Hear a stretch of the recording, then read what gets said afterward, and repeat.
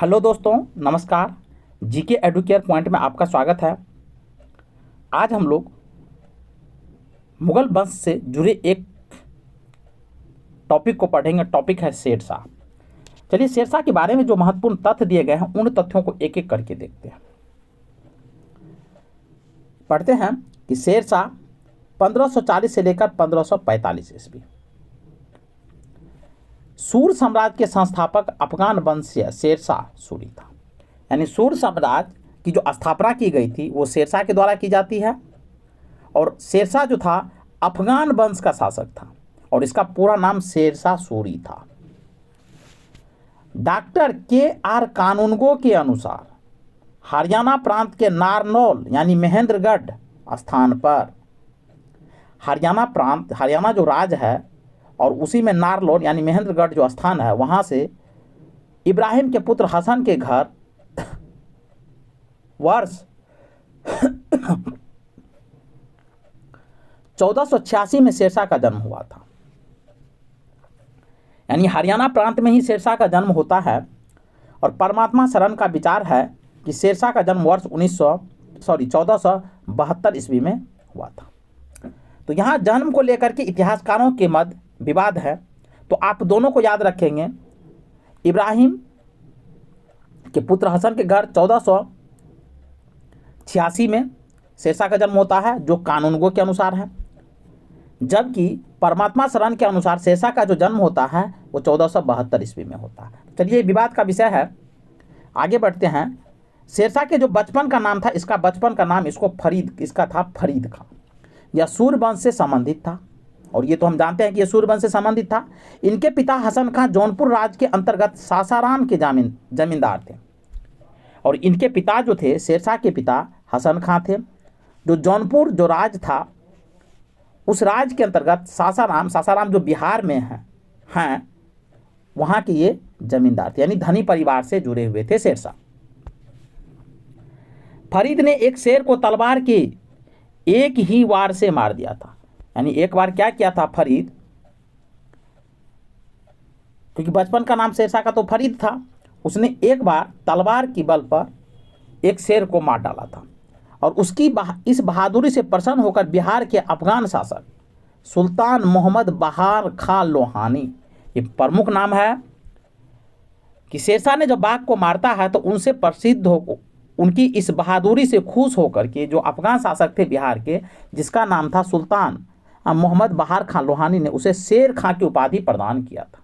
तो शेर खां की उपाधि दिया था शेरशाह को मोहम्मद बहार खां लोहानी ने। शेरशाह बिलग्राम युद्ध 1540 ईस्वी में हुआ था। यानी बिलग्राम का जो युद्ध हुआ था वो 1540 में हुआ था और बिलग्राम युद्ध के बाद दिल्ली की गद्दी पर बैठता है और यही युद्ध शेरशाह को राजा बनाता है। बिलग्राम के युद्ध में शेरशाह 1540 ईस्वी में विजयी होता है और दिल्ली की गद्दी पर बैठ जाता है। यानी वो जो मुगल के अधीन क्षेत्र था उनका राजा बन जाता है। शेरशाह की मृत्यु कालिंजर के किले को जीतने के क्रम में हुई थी। कालिंजर का किला था बिहार के क्षेत्रों में, उसी किले को जीतने में उनकी मृत्यु हो जाती है और ये मृत्यु होती है 22 मई 1545 ईस्वी को हो जाती है। क्योंकि कालिंजर का जो अभियान कर रहा था तो उसी समय जो है ना, बारूद का एक गोला फट गया था और वो गोला शेरशाह से जाके लगता है, जिसके कारण उसकी मृत्यु हो जाती है। मृत्यु के समय उक्का नामक एक आग्नेयास्त्र चला रहा था। कह रहा है कि वही एक आग्नेयास्त्र जो उक्का नाम का आग्नेयास्त्र था उसको चला रहा था और उसी में कालिंजर का शासक आग्नेय चला था, जिसके फट जाने से उनकी मृत्यु हो जाती है और फटने के बाद शेरशाह को ही जाके लगता है, इसके कारण मृत्यु हो जाती है। और जब कालिंजर का युद्ध लड़ रहा था, शेरशाह कालिंजर को जीतने का प्रयास कर रहा था, तो वो कीरत सिंह जो थे वहाँ के शासक थे, तो कीरत सिंह को ही वो हराना चाहता था, लेकिन संयोगवश उनकी मृत्यु हो जाती है। हिंद तथा ईरानी वास्तुकार के समनव के प्रथम उदाहरण है शेरशाह का मकबरा। यानी शेरशाह का मकबरा बिहार के सासाराम में स्थित है, जो एक झील के बीच में बनाए गए हैं और उस मकबरे में हिंद और ईरानी वास्तुकला, यानी हिंद भारतीय कला और पश्चिम के जो ईरानी कला थे, दोनों के मिश्रण है और उस दोनों कला के मेल मिलाप से उस मकबरे को बनाया गया है, जो कि बहुत ही भव्य है और सुंदर है। सासाराम में झील के बीच ऊंचे टीले पर निर्मित किया गया है। रोहतास किला ए कोहाना जो दिल्ली में है नामक मस्जिद का निर्माण शेरशाह के द्वारा किया गया था। यानी रोहतासगढ़ का जो किला है वो भी शेरशाह के द्वारा बनाया गया, और किला एक कोहना जो दिल्ली में स्थित है, इस मस्जिद का भी निर्माण शेरशाह के द्वारा ही किया गया था। शेरशाह के उत्तराधिकारी, जब शेरशाह मर जाता है तो उनके उत्तराधिकारी उसका पुत्र इस्लाम शाह होता है। शेरशाह ने कुछ महत्वपूर्ण कार्य किए थे, उनको देखते हैं।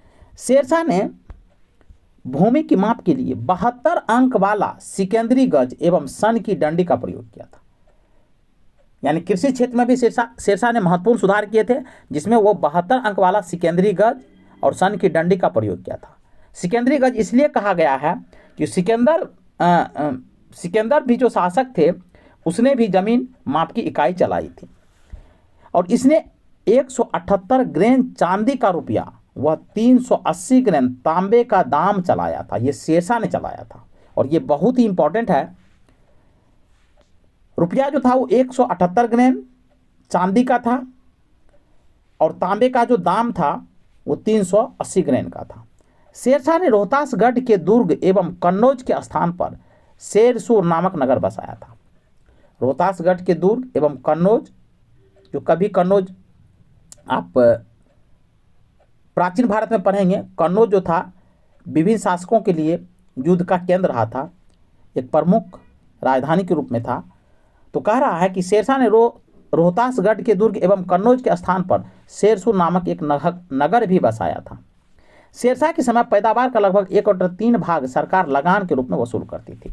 शेरशाह जब शासक था तो उसने क्या किया था कि जो कुल उपज होता था किसानों के, उनका 1/3 यानी 33% जो है, लगभग 33% वो लगान टैक्स के रूप में वसूल कर लेते थे। कबूलियत एवं पट्टा प्रथा की शुरुआत शेरशाह ने ही किया था। कबूलियत और पट्टा प्रथा जो था ये एक कृषि से संबंधित था, और इनकी शुरुआत शेरशाह के द्वारा की गई थी। शेरशाह ने 1541 ईस्वी में पाटलिपुत्रा को पटना के नाम से पुनः स्थापित किया था। पाटलिपुत्रा को पटना के नाम से पुनः स्थापित किया था।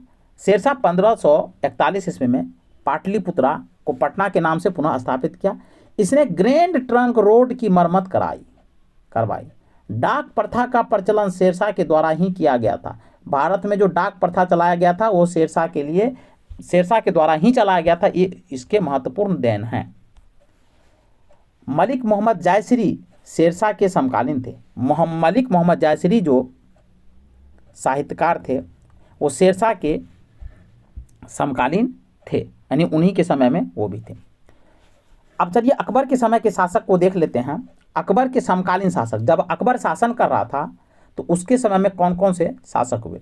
अकबर का शासनकाल 1556 से लेकर 1605 ईस्वी तक रहा है। लगभग अर्ध शताब्दी समय तक वो शासन किया, लगभग 50 वर्ष तक। तो उनके काल में देखते हैं कौन कौन से शासक रहे। तो पहला यहाँ देखते हैं रानी एलिजाबेथ, जो 1558 से लेकर 1603 ईस्वी, जो इंग्लैंड की थी। शाह अब्बास, जो 1588 से लेकर 1629, जो ईरान के थे। ये भी अकबर के समकालीन थे। हालांकि अकबर की मृत्यु 1505 में हो जाती है। जार इबान चतुर्थ बेसिलिएविच, जो 1530 से लेकर 1584 रूस के शासक थे।